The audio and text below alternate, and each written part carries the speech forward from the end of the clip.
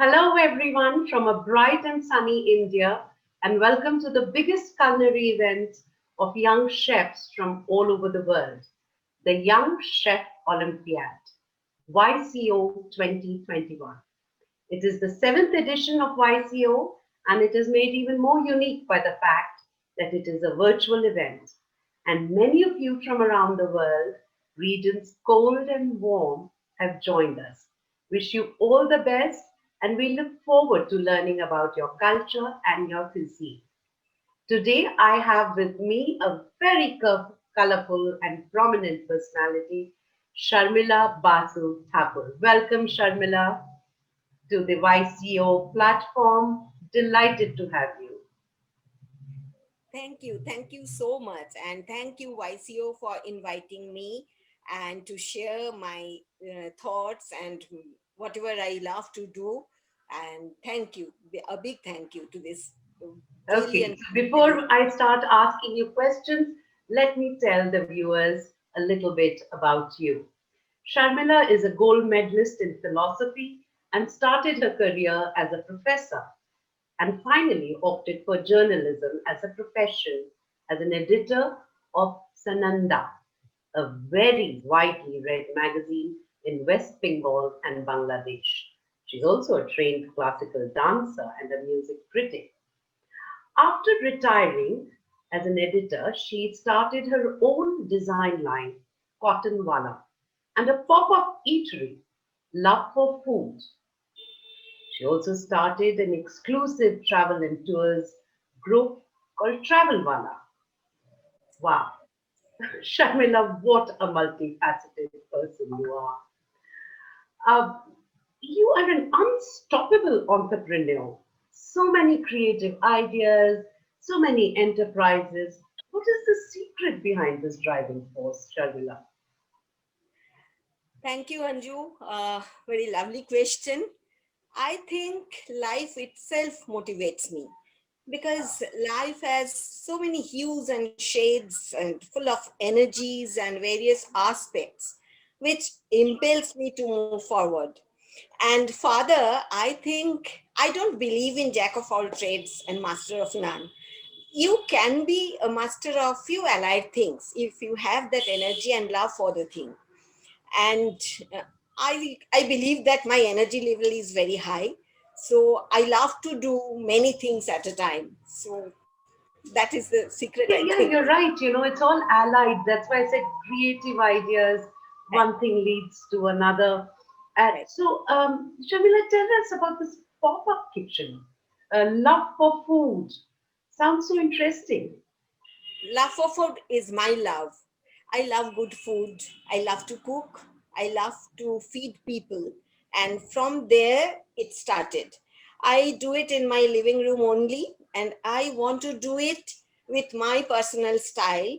So there is no such fixed menu in my pop up. I just discuss with my guests or clients, and accordingly, with fresh things, fresh ingredients, I plan a menu and serve. You can call it a creative space where people come and get together and share their experiences over a good food. And another thing is, I love to create, I love to innovate. So I know you've spoken about that. But before we go to your innovation and tradition and blending of both that you spoke about, I want to ask you for this pop-up kitchen, you say you discuss it with the clients. So do they have to book it a day before or a week before? How does it work? yes, right. It is with all, everything is with prior booking, at least 1 or 2 days prior. If I can get the intimation, then accordingly I do it. Everything is with prior booking here. Okay, so they book in advance, Tend is to what book you're saying. earlier. Yeah. Right, right. And now tell us, I remember you telling me during our conversations that you believe in tradition as well as innovation. Yes. What do you mean by that? Definitely. There is no contradiction between tradition and innovation. I believe in tradition, and one should believe in tradition and should not ignore it or deny it. But at the same time, you can innovate, because cooking is a creative process. So Right. you cannot ignore that. But at the same time, on the basis of tradition, you can always create. There are immense possibility. It's a big, huge canvas where you can create so many things. Give us Just an example. What? uh, Hmm, suppose yes, suppose take an example of meatloaf. okay. It's a very popular item in my pop-up, but I serve it with, do you know bottle gourd, loki? So bottle gourd shark or any sort of leafy things, honey glazed, and along with that papar or wafers, and along with that black grapes preserve, or now star fruit is seasonal, now it's available, so star fruit preserve. This combination is very unique, so that you can always do, that you can always create, keeping the tradition as your main guiding principle. So there is no contradiction between tradition and innovation. Wonderful. So, and also using seasonal fruits and vegetables and Yes, local, yes, I think every that time. is what you strongly believe in. Yes, I always believe in the good and fresh ingredients, because good cooking depends, very much depends on those things. So I always try to use fresh, whatever seasonal, and try to innovate with those seasonal ingredients, few things. And what is your signature dish? I remember you telling me about it. Yes, there are a few signature dishes, since it's winter time, and we call it nolen gur, that is jaggery syrup. Oh, So yes. I do a dish called steamed chicken with nolen gur or jaggery syrup. I steam it with foil wrap, and in between I just put a little bit of nolen gur or jaggery syrup with chili flakes. Wow, sounds so simple and I've Very heard simple. it's It's delicious. unique. You won't get it anywhere in the restaurant. Or dabir pash, the tender coconut kheer. That is also very signature item here. So Pardon me, sorry, did you say it's a coconut? tender coconut. That is Right, tender yes, coconut. that inner soft flesh. With that, I make a kheer. It's a dessert. Fantastic. Sounds wonderful. And Also, another giving, thing I can mention, that is panna cotta. It's a very popular Italian dessert, but I since it is a winter time, otherwise I do it with vanilla or coffee flavor. But now I'm doing it with nolen gur or jaggery syrup. healthier too. Yes, Okay, you talk about cooking as a performing art. yes, You are an artist in so many ways, a true artist, whether it is your clothes line, whether it's this exclusive travel tours that you have, or your food. Tell us more. I mean, I was fascinated when you called cooking a performing art. I mean, so many young chefs around the world are listening to you. yes. Just elaborate on that. Yes, since I am a trained Odissi dancer and I'm a classical dancer, and I always feel that these two, culinary art and classical dance, both are performing art, because Interesting. it is Hmm. very much about performance, and it needs skill and practice. And further, the most important thing is the essential character of classical dance is it demands to showcase, it demands to perform on the stage, it demands to create a, a connection with the audience. Same happens with the culinary art. The satisfaction of cooking depends on serving a nice plate to your guests, and I love to watch while my guests they have my food. So this is, I think, the common element between these two art forms. It's very much performing art. So true, actually. So true. The engagement with the person who is eating, watching, and a lot of these young chefs are going to go through that during this YCO. And I think that can be so exciting, adrenaline pumping as you're performing.